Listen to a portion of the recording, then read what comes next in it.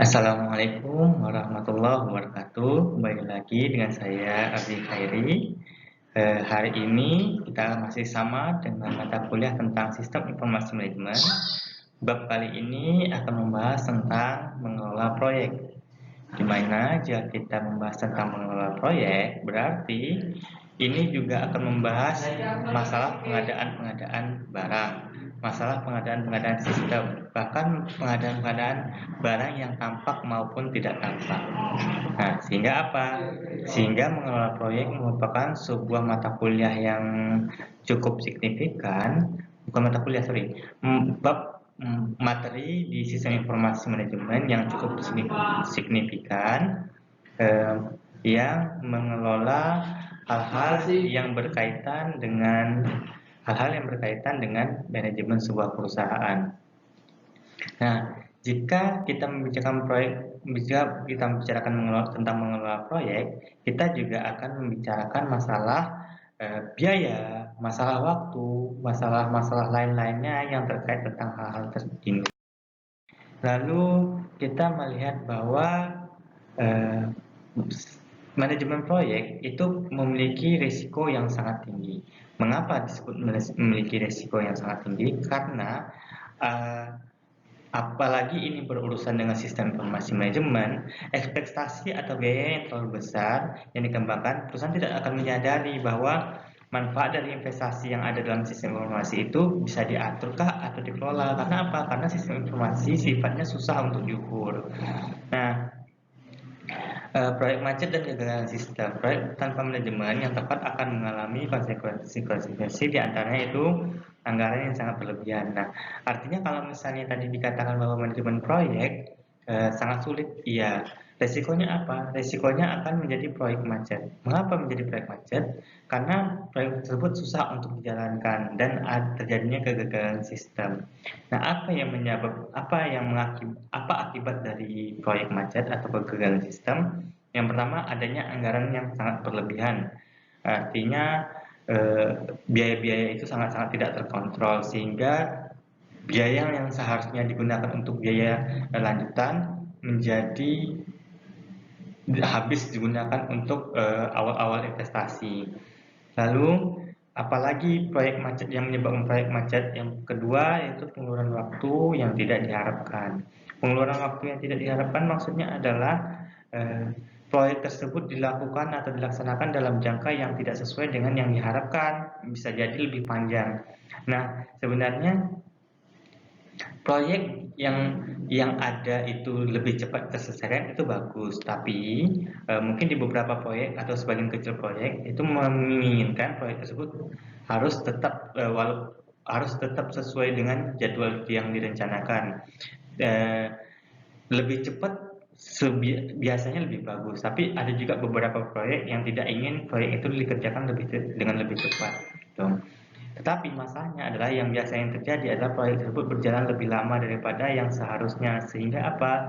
Sehingga proyeknya menjadi molor. Akibatnya investasi yang diberikan ke dalam tersebut menjadi tidak maksimal.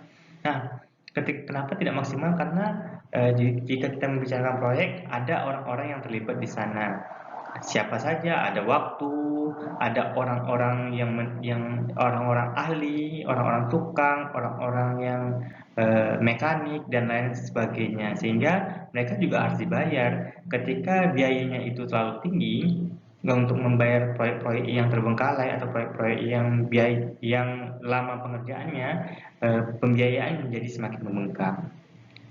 Lalu kinerja teknis yang kurang dari yang diharapkan. Jadi Bapak Ibu sekalian, teman-teman sekalian, kita melihat bahwa ketika sebuah proyek itu dijalankan oleh orang-orang profesional, maka proyek tersebut tentu akan sangat-sangat cepat terselesaikan dan hasilnya juga sangat-sangat memuaskan. Itulah mengapa semakin tinggi dan semakin bagus sebuah perusahaan yang mengelola proyek, maka perusahaan tersebut akan jauh semakin dipercaya. Walaupun tidak menutup kemungkinan bahwa perusahaan-perusahaan besar juga mengalami masalah-masalah seperti yang tadi. Tetapi pengalaman tentu saja menjadi modal utama dalam pengerjaan proyek-proyek tersebut, sehingga perusahaan-perusahaan besar yang sudah terbiasa mengerjakan proyek seharusnya tidak mengalami atau hanya mengalami sedikit kesulitan dalam menangani anggaran yang berlebihan atau waktu yang tidak sesuai yang diharapkan. Lalu kegagalan mendapatkan manfaat yang telah diantisipasi. Nah, karena lamanya waktu pengerjaan bisa jadi bisa jadi manfaat yang seharusnya didapat pada waktu-waktu tertentu bisa terbengkalai atau tidak didapatkan. Misalnya apa? Misalnya proyek pengadaan sebuah sistem keuangan, di mana pada saat ini adalah fintech, financial teknologi sedang marak-maraknya dilakukan oleh perusahaan, didirikan oleh perusahaan-perusahaan startup. Nah, sayangnya ketika misalnya model bisnis baru itu sebenarnya berputar terus, sehingga apa? Sehingga mungkin beberapa tahun lagi fintech itu tidak lagi menjadi primadona di Indonesia.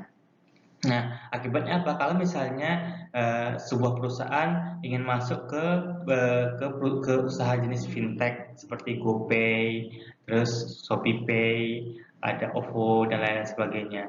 Nah, perusahaan sudah memperkirakan bahwa dalam waktu 2 tahun ini harus selesai nih proyeknya. Tetapi ternyata proyeknya menjadi molor 5 tahun, di mana setelah 5 tahun eh, tren fintech itu sudah selesai. Jadi investasi telah dilakukan, pengeluaran biaya telah dilakukan, waktu telah dijalankan, semua telah dibayar. Sementara trennya sudah turun, itu menjadikan fintech tersebut tidak maksimal lagi penghasilannya. Jadi seperti itu adalah akibat dari proyek macet dan atau kegagalan sistem. Lalu ada sasaran manajemen proyek. Kita akan jabarin dulu, ya kita jabarkan apa aja sih sasaran dari manajemen proyek. Yang pertama, proyek itu sendiri. Apa itu proyek? Harusnya kita bahas ini dari awal tadi, yaitu serangkaian aktivitas yang berhubungan, yang terencana untuk mencapai sasaran bisnis tertentu.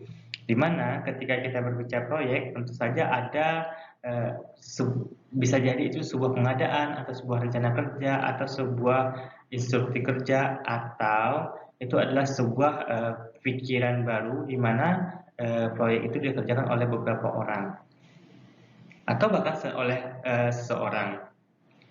Lalu yang kedua, hal-hal yang terkait dengan proyek itu manajemen proyeknya sendiri. Kalau proyeknya tadi adalah barangnya atau objeknya, manajemen proyek itu adalah orang-orang yang berkecimpung di dalamnya, mengacu pada penerapan pengetahuan, keahlian, perangkat, dan teknik untuk mencapai sasaran tertentu dalam batasan anggaran dan waktu yang ditentukan.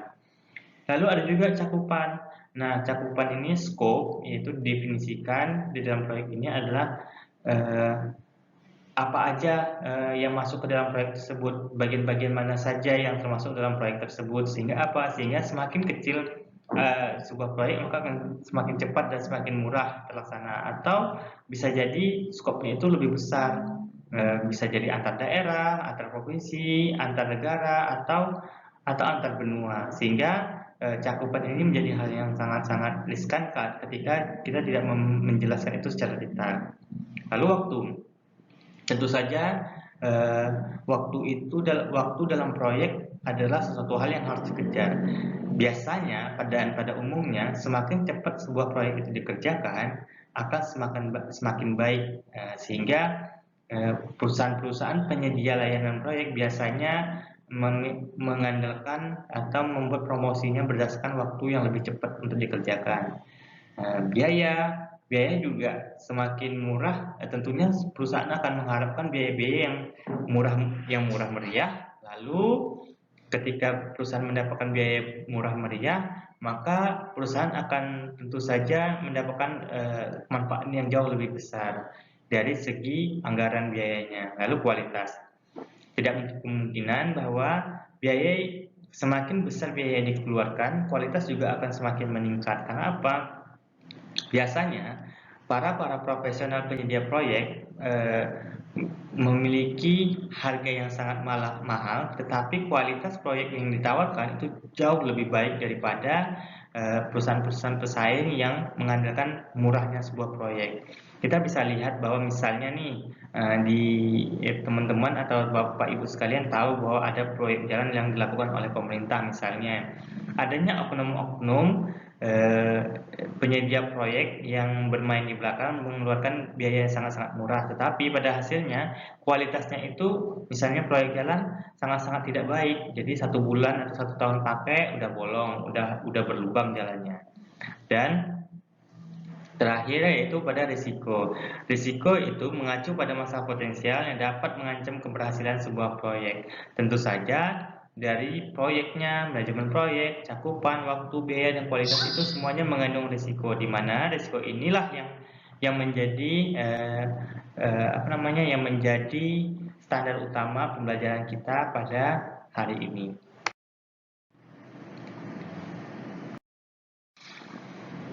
Lalu ketika kita berbicara proyek, kita juga harus membicarakan perusahaan secara utuh. Siapa yang memiliki ide untuk pengadaan proyek tersebut, siapa yang memiliki ide untuk menjalankan proyek tersebut, dan siapa orang-orang yang terlibat di dalam proyek tersebut.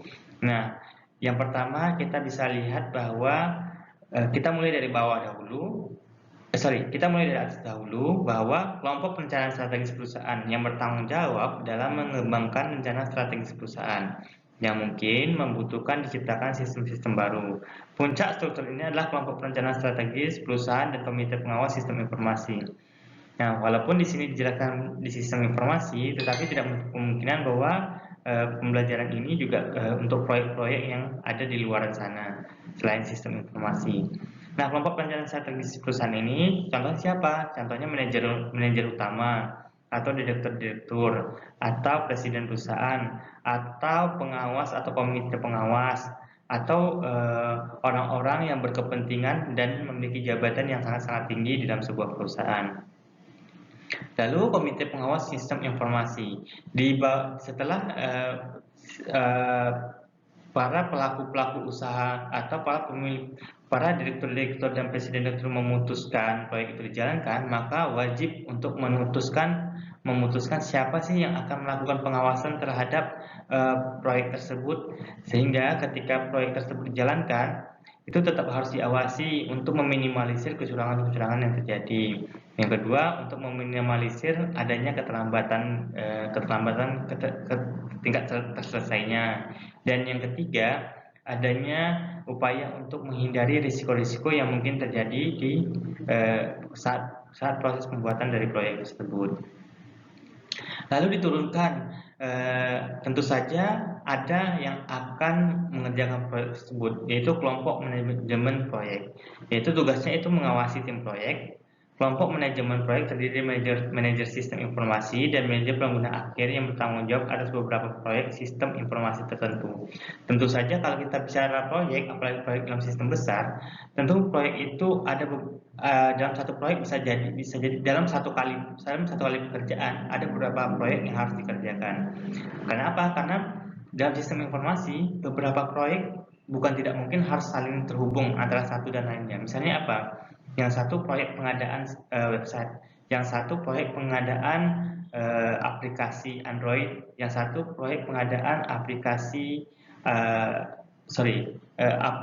untuk aplikasi di Play Store. Lalu ada satu lagi yang untuk aplikasi yang di iPhone, apa ya namanya ya? Lalu bagaimanapun juga ketiga hal ini harus dilakukan secara langsung. Jadi harus dibuat kelompok manajemen proyek yang kemudian dibagi menjadi tim proyek. Misalnya tim A mengerjakan website, tim B mengerjakan aplikasi untuk Play Store dan lain-lain sebagainya. Jadi sehingga tim proyek itu sangat-sangat dibutuhkan. Jadi tombak akhir dari sebuah proyek yang harus dikerjakan. Lalu mengaitkan proyek sistem dengan rencana bisnis. Untuk mengidentifikasi proyek-proyek sistem informasi yang akan memberikan nilai bisnis paling tinggi, organisasi harus mengembangkan rencana sistem informasi yang mendukung rencana bisnis keseluruhannya, dan di mana sistem-sistem strategis dimasukkan ke dalam perencanaan tingkat tertingginya. Rencana tersebut berfungsi sebagai peta jalan yang mengidentifikasikan arah pengembangan sistem. Alasan-alasannya, sistem atau situasi sekarang, pengembangan baru yang perlu dipertimbangkan, strategi manajemen, rencana implementasi, dan anggarannya. Dan pada akhirnya, faktor-faktor yang penting bagi keberhasilan yang menyatakan bahwa kebutuhan informasi suatu organisasi ditentukan oleh sejumlah kecil indikator-indikator kunci atas kinerja. Gitu. Nah, lalu manajemen proyek juga harus menyertakan analisis portofolio. Portofolio itu adalah sebuah contoh yang masih biasanya dalam bentuk di atas kertas atau dalam bentuk peragaan, di mana itu memberikan sebuah gambaran bagaimana perencanaan-perencanaan itu dilakukan per masing-masing tahap, sehingga seluruh tim itu melihat bagaimana proses itu harusnya berjalan ketika nanti saat praktisnya nanti harus dimulai. Seperti itu kira-kira untuk manajemen proyek. Saya kira itu adalah model dasar sebuah pengembangan model manajemen proyek. Walaupun setelah slide ini ada beberapa hal yang perlu dipelajari, saya kira untuk analisis dasar dan analisis umum sudah saya jelaskan di sini. Jadi Bapak Ibu dan teman-teman sekalian seharusnya sudah memahami apa dasarnya dari manajemen proyek itu. Begitu. Saya kira cukup informasi yang saya berikan untuk manajemen proyek. Slide selanjutnya silahkan dibaca sendiri. Jika ada pertanyaan silahkan diajukan kepada saya. Terima kasih. Selamat siang atau selamat malam kepada teman-teman dan Bapak Ibu semua. Assalamualaikum warahmatullahi wabarakatuh.